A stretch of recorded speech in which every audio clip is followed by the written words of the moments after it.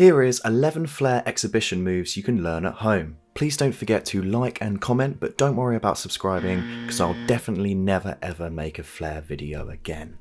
Move number 1 is called the palm spin. This is a relatively easy move. The bottle never leaves your hand. What you want to do is a first initial flick, let it spin naturally in your hand and then clasp it shut.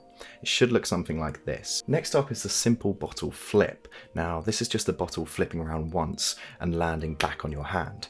My advice would be it's all in the fingers and also the motion of the wrist. It once again is something that you just need to do over and over again to get the feel of it, but eventually you will get it. Getting a little bit more difficult now, we've got the shoulder to hand move, where the bottle will of course roll down the top of your shoulder down to your hand. Now the trick of this one is you want to start off with the bottle perfectly level on top of your shoulder. Once it rolls down, your arm is the thing that controls it and keeps it on. Those slight twists are what keeps it level and on your arm.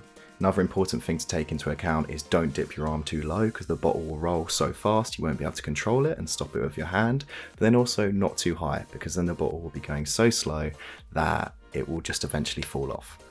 Next is the tap tap forearm, which of course is not the actual name, but I've just kind of guessed it. The trick here is to roll the bottle over your wrist and then you will keep it in the air by bumping it back and forth between your arms. Now this is harder than it looks. You can actually do as many bumps as you like. The professionals usually can. I can only do a couple as it's quite new to me still. My advice would be don't practice this with a plastic bottle like I am. Use a rubber one because your forearms are going to kill you after the first 5 minutes. The next is one of my favorites called the ghost pass. This is tricky yet impressive as it's really a blocked vision move. Your aim is ideally to throw the bottle straight to the other hand, keep it very parallel. You do also want to dip your head just a bit so the bottle can make it past. Next is an add-on, it's the ghost pass with a flip, which will take a lot more practice than the ghost pass. First of all, you of course want to get your flip down in general, and then think about turning it actually into the ghost pass part, but this really is my favourite move to do, because once you've practiced it many times, there is usually a 0% fail rate. Real advice for learning this one is of course master the ghost pass. It will not take you long. Once you have mastered the ghost pass, give this one a go. Once again, I really do urge you to use a rubber Flair bottle because you can smack yourself in the head quite hard while trying this. Next is this one. I keep trying to say it, but I get tongue twisted for some stupid reason. So here we go. There's not a lot I can say on how to do this one, as it looks very simple. It kind of is very simple, but it actually took me ages to get my head around it. Obviously, you are just kind of flipping the bottle to yourself from the inside. It's going to roll over the top of your thumb, and then you're going to catch it with the same hand. It's a really, really good move to just put in between those Flair exhibitions. Next is the under elbow bottle flip. Now this one's quite good for showing off. First of all, you want to of course practice the throw up for it landing on your elbow, which can take a very long time if you haven't practiced the more simpler stuff first. Once you've got it, you kind of want to hold it there a bit just to show off a little bit, and then you want to get that flip going. Which shouldn't be as hard to learn as the first part, but it is a really good simple thing. It's nice if you want to take a minute to just kind of like do something easy and simple and quite relatively risk-free once you get it down. Next is the secret switch. Of course, I'll be turning around to show you what I'm actually doing. You're basically throwing the bottle from one hand up, catching it in the other hand while giving yourself back the tin.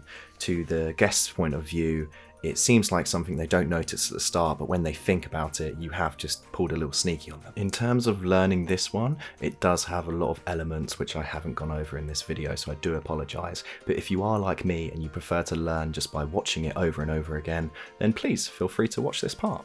Number 10 is the over-the-shoulder nest, which is a brilliant finishing move. I would recommend first to practice this without the tin and just catch the bottle in your hand so you can get the throw down. Once you of course are comfortable with that, then you can start bringing in the tin and trying to get the bottle to actually land in the tin. Practice this of course with plastic, as if you do start practicing it with glass, you're going to have a lot of broken bottles. It's something I would recommend you only do on the bar if you're 100% certain that you can get it right every time. Now for the final one, I do not know the name of this, so I've called it the underarm snazzle. It is a great showmanship one, and you can go very far with it depending on how high your ceilings are. You literally start by holding the bottle with the right hand, throwing it up under your arm, letting it fly in the sky for a bit, and then catching it with your left hand also under your arm on the other side. This is explained terribly, but as you can see by the video showing, you get a rough idea what it's all about. Now you can do it small time where it just kind of goes over your chest, or as shown here, you can go for a bit of a bigger, braver one. As I say, you could really only do that in a bar with ceilings that are nearly 2 stories high and you are super confident. Because let's face it, if you're using glass, that is a very risky move. So yeah, there we have it. That is 11 Flair moves you can learn at home. Of course, you will need to buy yourself a tin and a practice Flair bottle. I would recommend buying it off the WFA website. Obviously, they do not sponsor me because they don't know me, but it's just where I get all of my stuff from. If you do want to see anything else or have a bit more explanation on how to do something, give me a message or write a comment and I shall reply.